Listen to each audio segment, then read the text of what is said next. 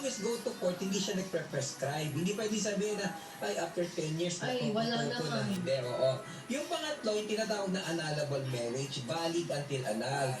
Kasi meron lamang dun irregular, meron ng defect doon sa formal requisites. So, halimbawa, ikaw ay tinapos, kasi marriage should be freely given, di ba may consent, freely given, pero ikaw ay tinapos, di ba?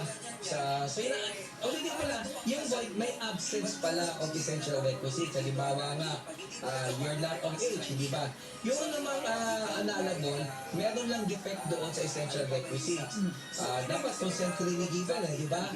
Eh, yung consent mo, tinapot ka, shotgun marriage, di ba? So, kung ganyan yan, eh, valido ang kasal mo, but you would be given an opportunity to annul. Pag hindi mo nagawa, nagpe-prescribe siya. So, halimbawa, ikaw ay, ano pa ba yung isa? So, yun ang ibig sabihin ng annulable, valid until annulled. Kapag hindi mo na i-file, ay di magiging nararatify yun, nagiging tuloy-tuloy na. So, sa kaso niya kasi, may absence of an essential requisite, which is dapat you should at least be 18 years of age. Eh, 15 siya.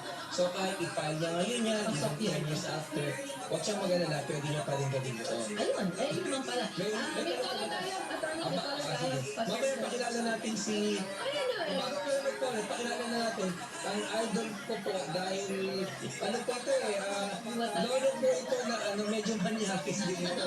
Nakaalam ko ito, medyo manyakis ito. Pero magaling magpayo. Alam ko, kilala ko si Lolo Teddy, ilang taon ka nakasama yan. So mga 8 years ka nakasama ito sa Lolo Teddy. Paniwala siya.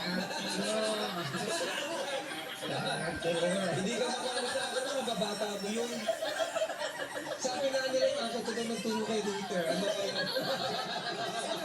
Pag bumati po kayo,